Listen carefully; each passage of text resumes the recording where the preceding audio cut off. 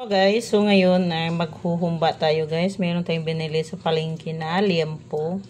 So huhumbain natin. Bumili lang tayo ng 1 kilo dahil medyo sarap pag liempo ihumba kasi taba laman siya.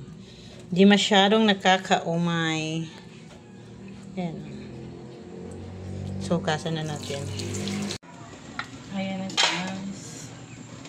Patuyuan lang natin siya sa sarili niyang katas para hindi po siya masyadong mamantika ang ating humba.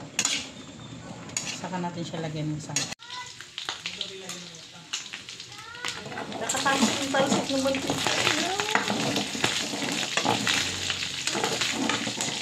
Hindi naman kasi dapat, hindi naman hindi siya patuyuan sa mantika guys. Ako lang talaga gusto ko patuyuan.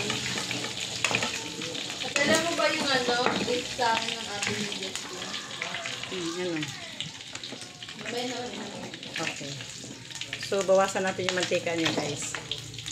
Para hindi siya masyadong nakakaumay. Okay.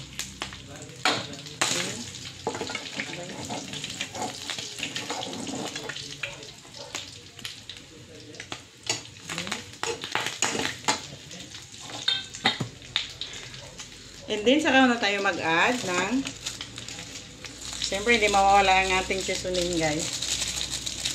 Ubusin ko yung isang ano. Then, saka na ako maglagay ng paminta. Ay.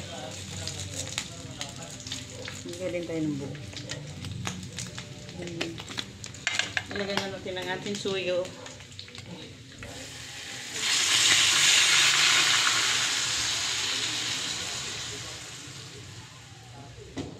And then, ang ating konting suka. Konti lang. At ilagay na din natin ang ating sibuyas at bawang at konting laurel.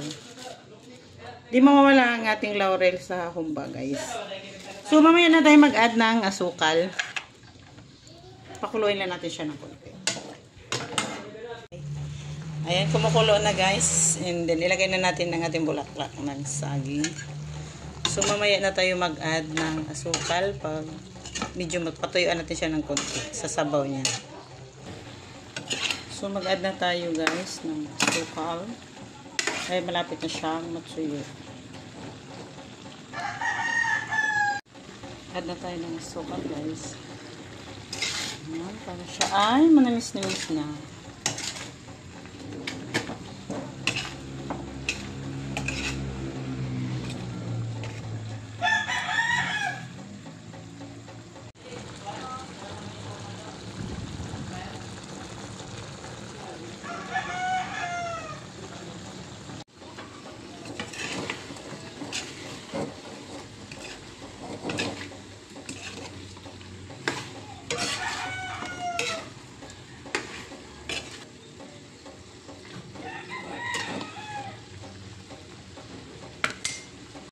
Ayan guys, malapit na siyang maluto.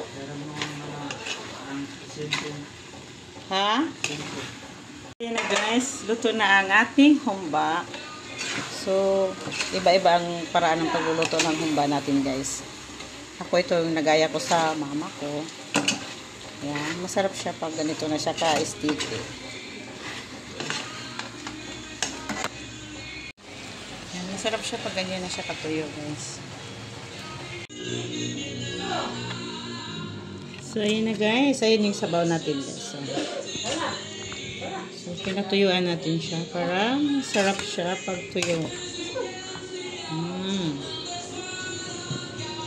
Sorry, pagkupit din dali.